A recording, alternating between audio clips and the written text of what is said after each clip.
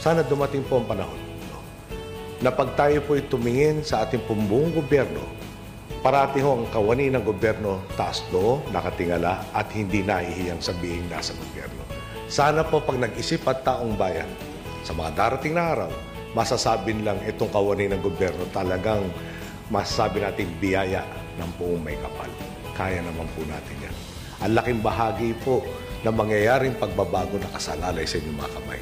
Sana po itong oportunidad ito, no? Lalo na pag tinitingnan natin ang mga kabataan, huwag nating aksayin.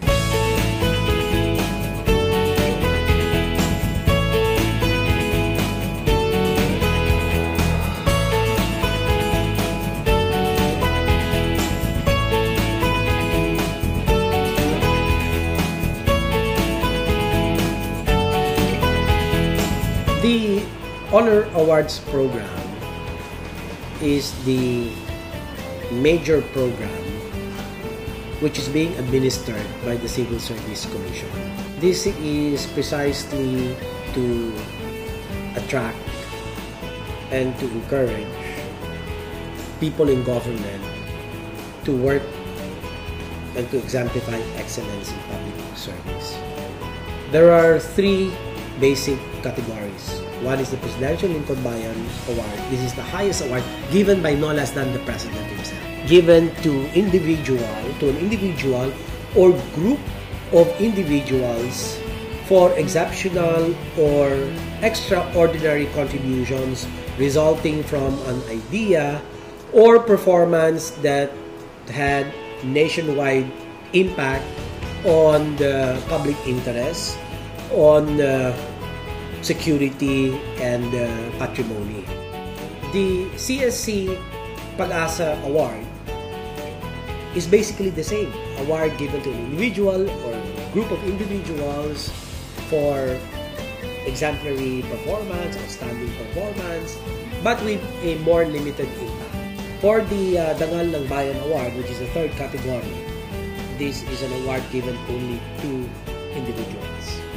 Again, this is given for performance of extraordinary act of public service and consistent demonstration of exemplary ethical behavior on the basis of his or her observance of the 8 norms of conduct as embodied in Republic Act 6713 or the Code of Conduct and Ethical Standards for Public Officials and Employees.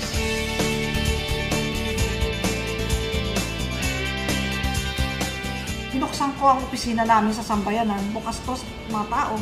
Nung araw, sarado to.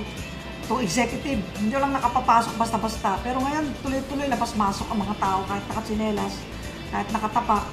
At kailangan talaga ilapit mo frontline service to Kaya yung lahat ng idealism ng CSC, sinunod ko yun. Bayan muna, bago mamaya na. O mamamayan muna, bago mamaya na. So, mga pagsisikap na nag-iisa ako sa umpisa, pero habang tumatagal at pinaliliwanag ko sa Sambayanan kung gaano kahalaga ang advocacy na to bilang isang lingkod bayan, sumasama isa-isa ang mga tao na dumadami na kami. Sa akin, ang isa sa mga importante ay yung touching people's lives. Various activities, kahit na nasa uniform service ka, kahit na ano pa man ang outfit mo, or agency mo, or opisina mo, no? Nasa gobyerno ka man, o sa private agency, touching people's lives in a very meaningful way is the one that will last for life. Passion. Maaaring yung passion ko sa paggawa. Kasi endun yung puso at saka yung isip ko dun sa paggawa at saka pag-isip para laging mapadali yung proseso. Palagay ko yung satisfaction sa pamahalaan, may natutulungan kang iba. Ibig sabihin, yung ginagawa mo, may saysay sa buhay ng iba. When I say iba, beyond your family.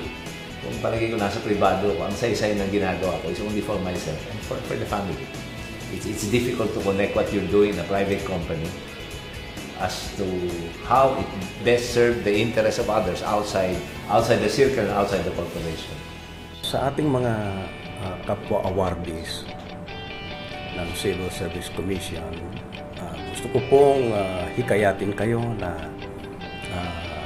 magsama-sama tayo dito sa ating Lingkod Bayan Network at ipagpatuloy yung ating mga advocacies na pwedeng pamarisan o kaya tularan ng ating mga kababayan o kapwa nating mga lingkod bayan. Kaya I'd like to congratulate also the present awardees, the past awardees, and the future awardees. Maraming salamat po.